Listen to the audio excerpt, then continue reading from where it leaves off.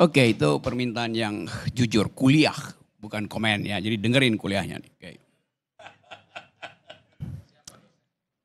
Oyo, kamu Lemhanas ya. Tahun berapa? 2024 kemarin sih baru. 2024. Saya bukan alumnus Lemhanas, saya mengajar di Lemhanas. Siap. Satu waktu saya ngajar tentang global security, ada seorang kolonel angkat tangan. Pak Rocky, terangkan pada saya apa pendasaran filosofis dari tindakan kudeta. Anda bayangkan pertanyaan itu. Karena di dalam sejarah kudeta, kedudukan kolonel itu strategis untuk memimpin kudeta. Dari Nasser sampai Khorasan segala macam. Dia ucapkan itu karena dia tahu ini ada forum akademis. Dia ingin tahu secara detail tuh. Saya terangkan apa dasarnya. Apa yang membolehkan kudeta dan apa yang tidak. Apa yang boleh dilakukan dalam keadaan perang di dalam ius in bello dan ius bellum, ius ad bellum, kayak itu pelajaran-pelajaran filosofis. Nah sekarang kita mau lihat misalnya apakah kalimat yang diucapkan oleh Cornell tadi itu memerlukan klarifikasi? Tidak diperlukan karena itu masuk di dalam diskurs akademik itu. Maka kita berdebat di situ tuh. Oke, itu sekedar contoh karena you ingatkan Lemhanas itu. Kita pindah pada istilah tadi Pak penasehat. Gonjang-ganjing publik ini akademis apa tidak? Pasti tidak itu kan. Sekarang coba kita bandingkan ya. Semua public statement akan menghasilkan public opinion. Pasti itu. Dan public opinion terpecah sekarang. Bayar. Public statement diucapkan di depan publik. Menimbulkan kontroversi. Bandingkan public statement bayar dengan public statement yang bunyinya hidup Jokowi, hidup Jokowi, hidup Jokowi. Apa bedanya? Dua-duanya public statement. Status ontologinya adalah public statement. Si penyanyi yang bilang bayar. Perlu klarifikasi karena itu public statement mesti diklarifikasi. Arahnya apa? Presiden Prabowo mengucapkan hal yang sama. Siapa yang mau klarifikasi? Buat fairness dalam demokrasi itu. Dua-duanya menimbulkan public opinion. Dua-duanya menimbulkan gonjang-ganjing. Si seniman dengan kecerdikannya membuat diksi itu tuh. Jadi polisi, bayar polisi. Mau jadi polisi, bayar polisi. Kan begitu tafsir epistemiknya tuh. Mau jadi presiden, puji presiden. Sama statusnya. Sudah jadi polisi masih bayar polisi. Sudah jadi presiden masih puji presiden. Saya terangkan ini sebagai problem narasi ya. Nggak ada urusan saya dengan kekuasaan. Tetapi supaya fair, kita mau nilai juga kecerdasan publik itu sudah melampaui kemampuan tipu-tipu kekuasaan. Itu intinya tuh. Jadi kita mau anggap bahwa ini betul-betul terbuka satu prosedur demokrasi untuk mulai memilah mana yang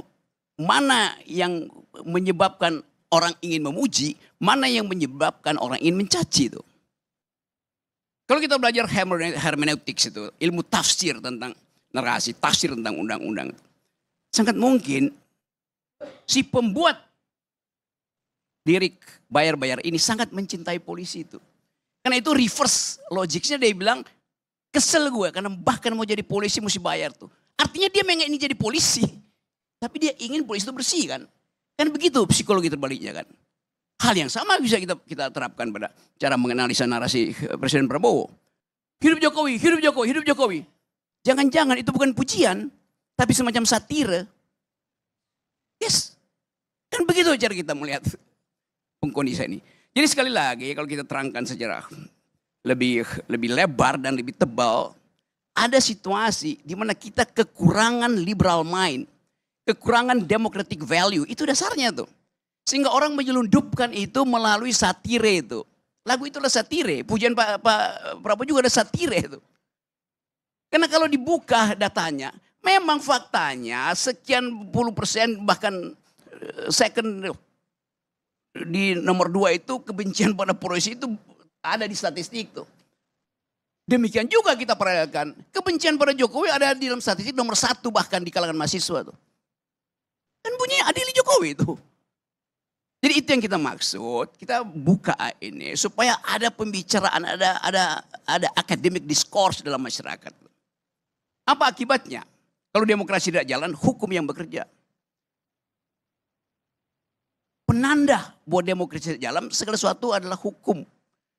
Kalau demokrasi jalan, tidak perlu ada hukum. Karena saya bisa bercakap-cakap kok. Apa yang saya mesti ambil kitab KUHP pidana. Anda mengotori halaman saya karena rambutan Anda dahannya jatuh ke saya. Kenapa saya nggak bilang, oke, tolong daun saya dibersihin karena itu ke halaman Anda. Tetapi rambutan saya juga bisa Anda panjat. Selesai kan? Itu yang namanya democratic value. Itu yang kurang di kita tuh. Selama 10 tahun kita dibuat nggak boleh berpikir bahkan itu. Oleh undang-undang ITE. Gugup dan gagap kita untuk berpikir tuh. Kalau di ruangan ini ada tulisan apa itu situ. No smoking. Di istana selama Jokowi memerintah ada tulisan no thinking. Nggak boleh berpikir. Yes, itu dasarnya tuh.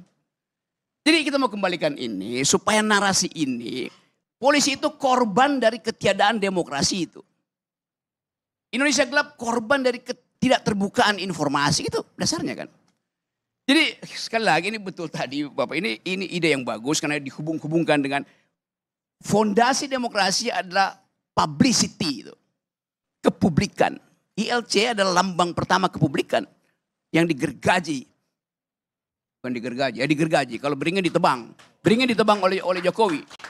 ILC digergaji oleh Jokowi. Itu yang jadi pengetahuan kita. Jadi saya ingin betul, saya dukung. Hidupkan kembali forum-forum ini supaya terbuka. Sehingga polisi itu juga merasa, oh ya demokrasi ngapain saya mesti paksa masker dibuka, ngapain saya mesti. Dia bisa terangin pada atasannya kan, itu adalah pendidikan demokrasi. Yaitu ekspresi kesenian itu. Bahkan kalau kita ajarin sedikit, bapak-bapak polisi itu yang dibawa, pakai bahasa Latin. Ars longa vita brevi itu. Seni itu panjang, hidup itu pendek. Sehingga si penyidik bilang, oh kalian berkesenian dan itu lebih panjang dari hidup sebetulnya. Kan indah kalau kita bicara begitu kan. Jadi itu yang mungkin tadi si Didik bilang, ya itu yang disebut sebagai, mana yang benar tuh. Polisi, Vox Populi Vox Dei atau Vox Polisi Vox Dei. Suara rakyat ada suara Tuhan atau suara polisi ada suara Tuhan. Mestinya sama. Karena polisi ada rakyat yang dipersenjatai, harusnya sama itu. Dan kita ingin supaya lebih baik nggak ada pemerintah daripada nggak ada polisi kan. Di Inggris begitu intinya kan, lebih baik tidak ada perdana menteri daripada tidak ada Scotland Yard. Karena bangga betul pada polisi. Jadi sekali lagi saya kira ini bagian dari upaya kita untuk membiasakan perbedaan pendapat. Kalau kita lihat misalnya di dalam perspektif dunia, anak-anak punk ini sama dengan anak-anak rockers atau musik jazz blues itu kan semua isinya protes kan. Coba lihat misalnya lirik dari siapa yang 2016 dapat Nobel literatur, Bob Dylan. Lagunya tuh Man Gave Name to All the Animals. Itu liriknya itu betul-betul menghina kekuasaan.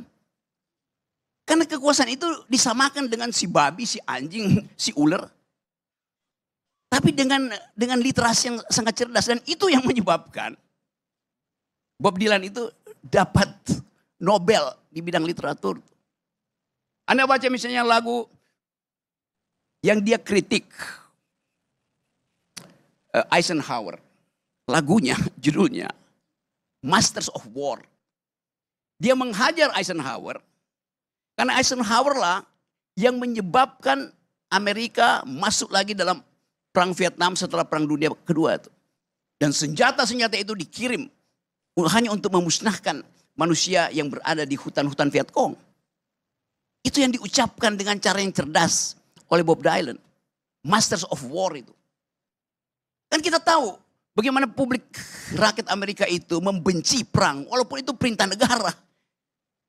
Karena dibumbui atau disemangati oleh lirik-lirik dari Bob Dylan. Jadi semuanya itu biasa dalam sastra itu ya kritik yang paling tajam adalah dengan sublimasi itu. Mensublimkan persoalan itu tapi dengan kedalaman. Nah kita belum biasa membaca itu.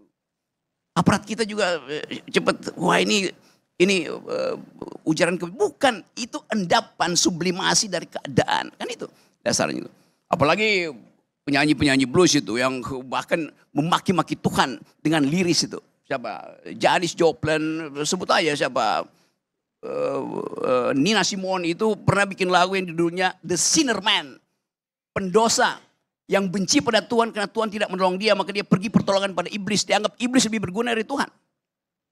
Jadi itu semua ada produk kebudayaan. Dan semacam itulah yang kita inginkan. Yang kehilangan harapan. Karena kita hanya dibiasakan membaca isi amplop, bukan isi pikiran.